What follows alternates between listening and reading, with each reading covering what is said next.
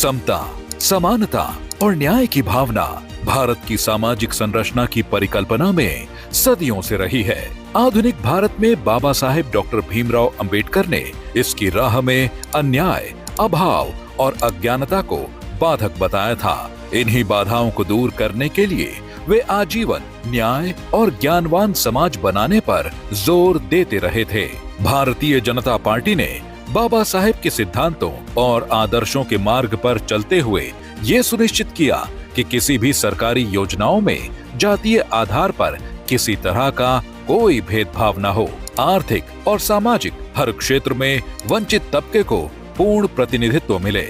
बाबा साहेब के समावेशिता और न्याय संगत विकास के सिद्धांतों के अनुरूप पूर्व प्रधानमंत्री अटल जी ने अपने कार्यकाल में अनुसूचित जनजाति समुदायों के समग्र विकास के लिए एक अलग मंत्रालय और पूर्वोत्तर की प्रगति के लिए पूर्वोत्तर क्षेत्र विकास मंत्रालय की स्थापना की थी। बीजेपी ने सदैव ही संविधान और संवैधानिक मूल्यों की रक्षा की है। 1999 में एक वोट से विश्वास मत हारने के बाद अटल जी ने लोकतांत्रिक आदर्शों के चलते सत्ता के लिए राजनीतिक सौदेबाजी से इनकार कर दिया था। बीते 10 वर्षों में मोदी सरकार में अनुसूचित जाति जनजाति वर्ग के सांसदों का मंत्रिमंडल में प्रतिनिधित्व बढ़ा है, जिससे दलित आदिवासी वर्ग की समस्याओं का निराकरण तेजी से हो रहा है। शिक्षा से लेकर नौकरियों में दलित वर्ग की भागीदारी बढ़ी है। प्रधानमंत्री नरेंद्र मोदी जी ने साल 2015 से 26 नवंबर को संविधान दिवस मनाने की परंपरा शुरू कर युवा पीढ़ी तक संविधान के प्रति सम्मान और उसके मूल्यों को पहुंचाने का उल्लेखनीय काम किया है।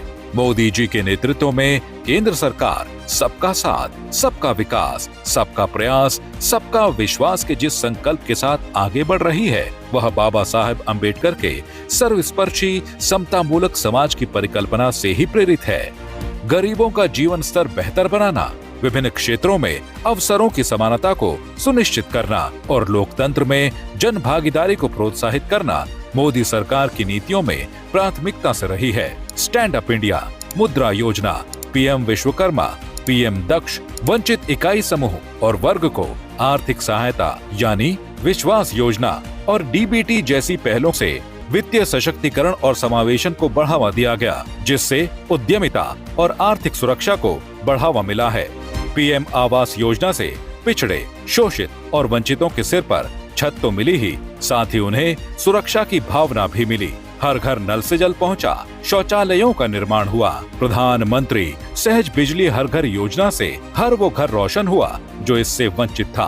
हाशिए पर पड़े समुदायों को उच्च शिक्षा प्रदान करने के लिए भारत सरकार की पहल श्रेयस योजना से हजारों छात्रों को लाभ मिल रहा है। एकलव्य मॉडल आवासीय विद्यालय से दूरस्थ क्षेत्रों में अनुसूचित जनजाति समुदाय के विद्यार्थियों को गुणवत्तापूर्ण शिक्षा प्रदान की जा रही है। लंबे समय तक बाबा साहेब के नाम पर राजनीतिक हित साधने वालों ने उनके विचारों को कभी भी मूर्त रूप नहीं दिया, लेकिन मोदी सरकार में बाबा साहेब के जीवन से जुड़े प्रमुख स्थलों को पंचतीर्थ का रूप दिया गया, जिससे सामाजिक न्याय की दिशा में काम करने की प्रेरणा लंबे समय तक मिलती रहेगी। मोदी सरकार में समाज को स्वावलंबी और आत्मनिर्भर बनाने की दिशा में महत्वपूर्ण कदम उठाए गए हैं।